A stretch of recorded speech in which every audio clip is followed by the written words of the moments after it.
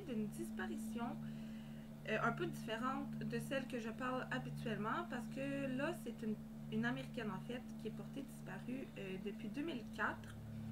Mais il y a 7 personnes qui disent l'avoir vue au Québec, dans le fond, à Sherbrooke. Donc, je trouvais ça pertinent d'en parler parce que je connais beaucoup de gens qui habitent là-bas. Donc, je me dis peut-être qu'il y a des chances qu'on puisse la retrouver si elle est vraiment à Sherbrooke. Donc, je commence par vous parler de Maura Murray. En fait, elle avait 21 ans au moment de sa disparition. Dans le fond, c'était une jeune femme avec plein d'ambition. Euh, Elle avait un emploi étudiant, mais elle avait comme une tendance un peu à s'auto-saboter, si je peux dire ça comme ça. Dans le fond, elle est allée à l'académie militaire en premier, puis elle s'est fait renvoyer parce qu'elle avait commis un vol. Puis ça, dans le fond, ça va contre le code de conduite là, de l'académie militaire. Dans le fond, ben c'est ça, elle a été rencontrée, je sais qu'elle a été renvoyée, mais elle a été rencontrée parce qu'elle a eu deux choix, soit qu'elle quitte d'elle-même l'université, ou soit qu'elle est renvoyée puis qu'elle doit assumer les conséquences d'un renvoi universitaire, ce qui fait qu'après ça, quand tu appliques à d'autres universités, c'est plus difficile d'être acceptée. Elle a donc décidé de quitter d'elle-même. Puis ensuite de ça, elle a été arrêtée parce qu'elle avait payé des restaurants dans le fond, mais genre des gros montants, 2000 $ et plus de restaurants avec des cartes de crédit volées. Et puis dans le fond, après 3 mois de bonne conduite, les charges ont été abandonnées. Donc, elle avait comme un dossier clean, si je peux dire. Et puis dans le fond, c'est ça. Là, après qu'elle a été obligée de quitter l'académie militaire, elle a décidé de commencer un cours en sciences infirmières à l'université. Puis dans le fond, c'est là qu'elle travaillait aussi. Elle avait un emploi étudiant comme agente de sécurité sur son campus universitaire. Parce que dans le fond, Maura avait déménagé là-bas dans le fond pour ses études au Massachusetts. Massachusetts, en tout cas, je suis pas sûre de comment ça se dit. Je ne suis pas anglophone.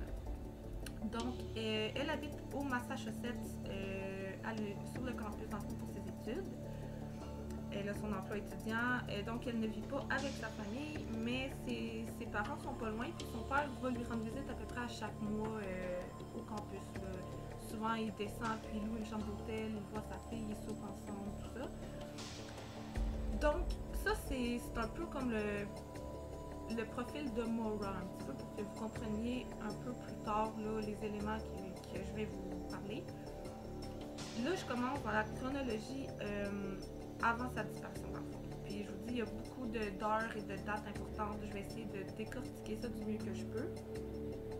Donc, on se retrouve le 5 février 2004. Maura est au travail, puis tout semble aller quand même relativement bien. Puis elle reçoit un appel. Puis suite à cet appel-là, elle éclate en sanglots, puis elle est comme... elle est plus là, elle est chamboulée.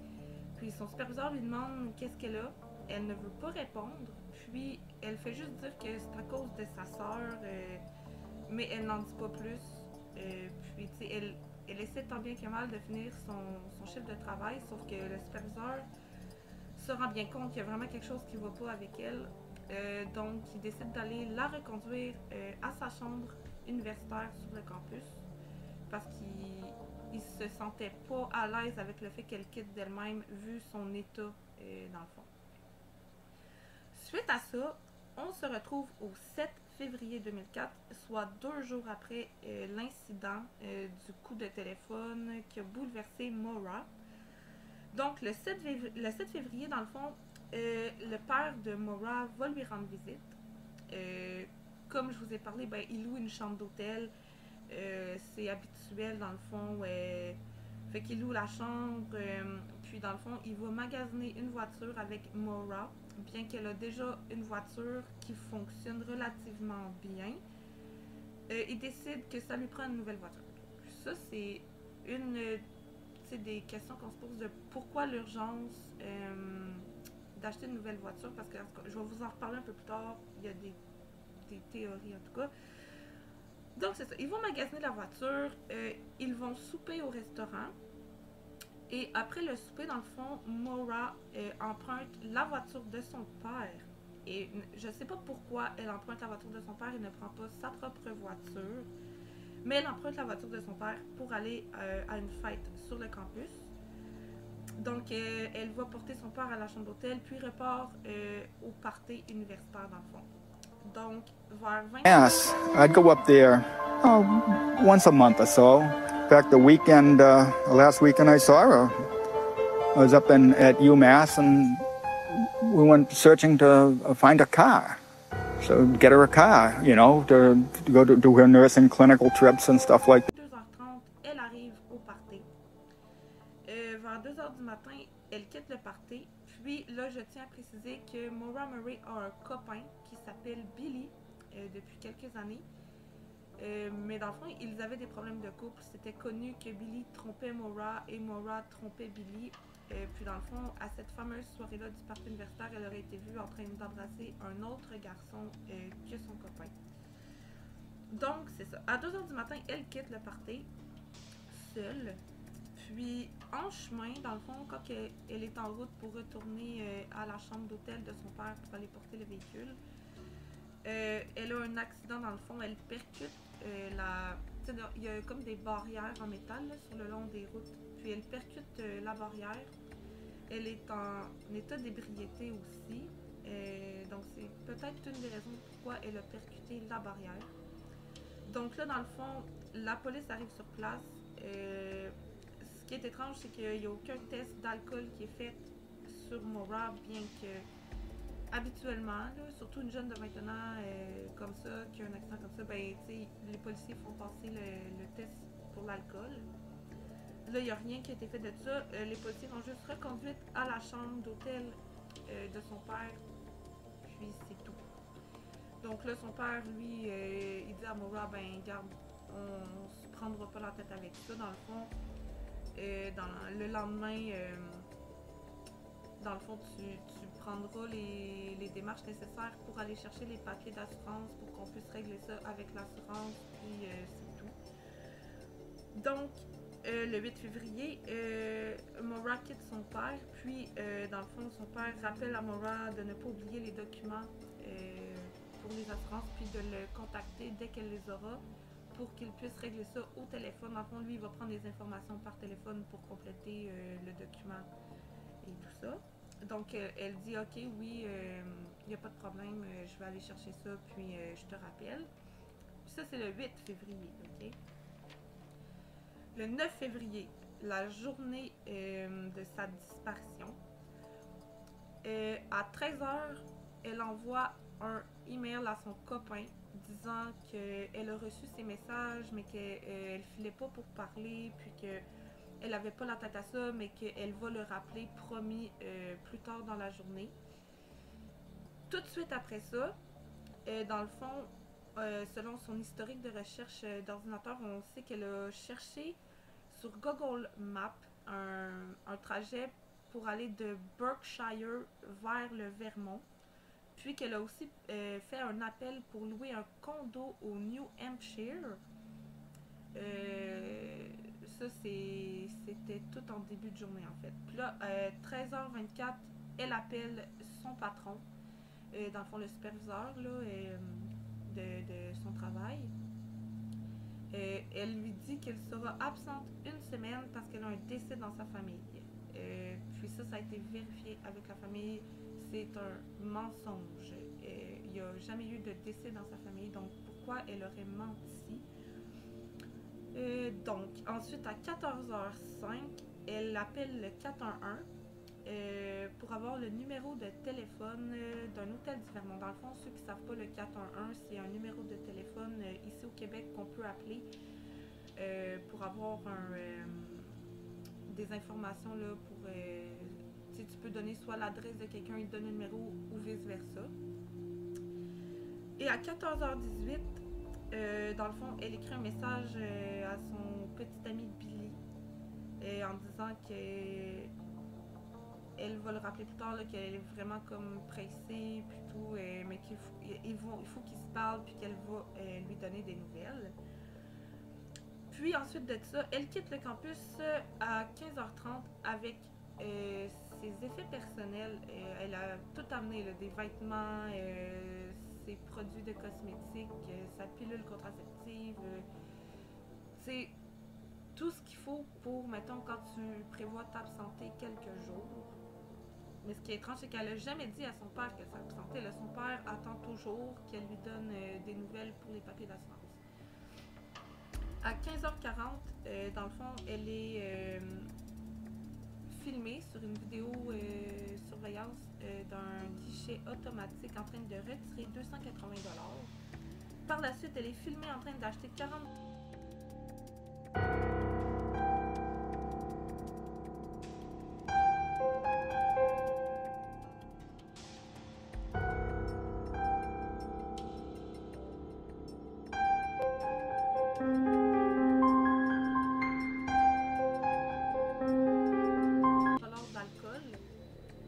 Dans le fond, elle a acheté beaucoup d'alcool pour 40$. Et dans le temps, tu pouvais en avoir plus qu'aujourd'hui. Elle a acheté une grosse boîte de vin. Et ça peut contenir facilement 4 bouteilles. Okay, 4 bouteilles dans les... C'est à peu près 4 litres, une grosse boîte de vin. Et elle a acheté une bouteille de fort que je me souviens plus trop le nom. Elle a acheté aussi de la vodka, puis du béret. Puis, dans le fond, par la suite, tout ce qu'on sait, c'est qu'elle prend l'autoroute transcontinentale 91, direction nord. Puis, après ça, c'est là que ça commence à se corser un petit peu. Dans le fond, vers 19h et quelques, il y a un appel qui est fait au 911 parce que il y a une voiture qui semble avoir eu un accident sur la route à Woodsville, au New Hampshire. Dans le fond, l'appel, c'est que la voisine dit qu'il y a une voiture qui est comme dans le banc de neige puis qui aurait frappé un arbre, puis ils savent pas s'il y a des blessés, donc ils appellent la police. Puis, dans le fond, là, pendant ce laps de temps-là, entre l'appel de la police, l'accident, puis le temps que les policiers arrivent, il y a plusieurs témoins qui disent avoir vu Maura sur le bord de la route. Dans le fond, il y a un conducteur d'autobus qui revenait chez lui, qui passait par là, puis il a vu Maura sur le bord de la route. Il lui a demandé si elle était correcte, si elle avait besoin qu'il appelle la police. Elle a dit « Oh non, non, tout va bien dans le fond, j'ai déjà appelé le AAA, ce qui est l'équivalent du CAA au Québec, mais aux États-Unis. Puis ils vont venir remorquer ma voiture, il n'y a pas de problème. » Mais dans le fond, le monsieur savait que c'était pas vrai qu'elle avait appelé parce que le téléphone cellulaire là-bas, dans cette zone-là, ne capte pas, ça prend une ligne fixe résidentielle. Donc, sachant que c'est pas vrai qu'elle a appelé du secours, ben lui, en rentrant chez lui, appelle le 911 qui lui disent qu'il y a déjà eu un appel fait pour ça puis que les policiers sont en route. Puis dans le fond, le temps que la police arrive, Maura n'était plus là. Elle avait barré ses portes de véhicule, puis avait ramassé ses cartes d'identité, ses cartes de crédit, puis son téléphone cellulaire, mais rien d'autre. Tous ses effets étaient dans la voiture, dans le fond. Elle n'a pas pris de vêtements, rien. Puis, dans le fond, quand les policiers ouvrent la voiture de Maura, ils découvrent qu'il y a de l'alcool renversé partout dans la voiture. Il y a des bouteilles vides. Il y a les coussins gonflables qui sont sortis, donc ça prouve que l'impact de l'accident était quand même intense là, pour que les coussins sortent. Dans le fond, selon le monsieur qui a vu Maura, ben, elle avait pas de l'air blessée, mais elle avait l'air d'avoir peur.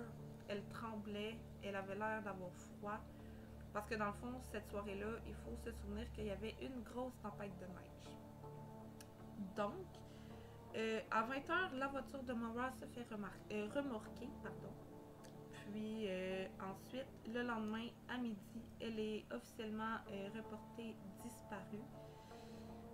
Il y a un autre témoin qui dit l'avoir vue sur la route à 20h, qu'elle était à pied, qu'elle marchait rapidement. On ne sait pas si c'était vraiment elle, mais il y a des chances parce que c'était comme pas très loin du lieu de l'accident où est-ce qu'il l'aurait vu, puis ça coïncide, elle aurait eu le temps de se rendre là à pied. Si elle est vraiment partie rapidement là, du lieu de l'accident.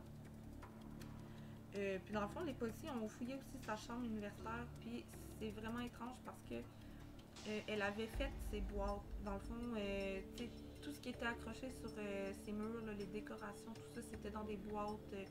Les vêtements de la garde-robe aussi, tout était comme prêt, comme si elle prévoyait s'en aller. Puis il y avait un email imprimé que Maura avait écrit à son copain Billy, qui voulait dire dans le fond que c'était comme pas mal terminé entre eux, qu'il y avait beaucoup de problèmes de couple. Donc c'est ça. Donc là on se demande qu'est-ce qui s'est passé. Est-ce que Maura a été enlevée? Est-ce que Maura a été assassinée? Est-ce que Maura s'est enfuie? Est-ce qu'il s'est passé quelque chose qu'on ignore pour qu'elle veuille prendre la fuite si c'est ça qu'elle a fait? Il y a beaucoup de théories. Il y a des théories qui disent que son père, parce que son père dans le fond avait retiré 4000 $, quand il est allé la voir le 7 février. Puis, tu sais, on se demande aussi, est-ce qu'elle aurait pu faire quelque chose comme un hit and run pour vouloir une nouvelle voiture à ce point-là? Est-ce que son père a été au courant de quelque chose puis il a voulu l'aider à s'enfuir ou à cacher ce qu'elle avait fait? Puis aussi, durant toutes les entrevues, ben, le père de Maura a quand même une attitude étrange envers les médias. Je sais pas, on dirait qu'il y a quelque chose qui sait qu'il nous dit pas. Ça, c'est ce que ça transparaît dans le fond. Il y a aussi une piste intéressante, là. Maura, dans le fond, était rendue au New Hampshire, puis ça, c'est vraiment pas loin, là. Tu sais, le Maine, puis tout ça, c'est pas loin de Sherbrooke, au Québec. C'est vraiment collé sur la frontière. Puis, il y a comme 7 personnes qui disent avoir vu Maura Murray à Sherbrooke. Il y en a qui disent qu'elle est entrée à un disquaire qui a demandé des renseignements sur un spectacle. Puis ça a l'air que le disquaire, il aurait dit salut Maura parce qu'il l'aurait reconnu. Puis elle se serait retournée, puis elle aurait dit allô. Puis là, elle a comme réalisé ce qu'elle avait fait parce que probablement qu'elle a changé d'identité si elle a voulu se sauver comme ça, là. Puis là, quand elle a réalisé ce qu'elle avait fait, elle a juste quitté le commerce. Il y a aussi le fait que le disquaire dit qu'elle avait un accent anglais, qu'elle avait de la difficulté à parler un peu français. Ça coïncide avec Maura Murray qui était anglophone. Fait qu'on se demande, est-ce que c'est possible qu'elle ait pu se rendre à Sherbrooke? Moi, je crois que oui. Peut-être qu'elle n'est plus là présentement parce que peut-être, tu sais, il y a eu un documentaire là-dessus, puis beaucoup de gens se sont intéressés à ces pistes-là. Fait que peut-être qu'elle a pris peur, puis qu'elle se serait comme enfuie ailleurs, là, au Québec. Ça, c'est une possibilité aussi.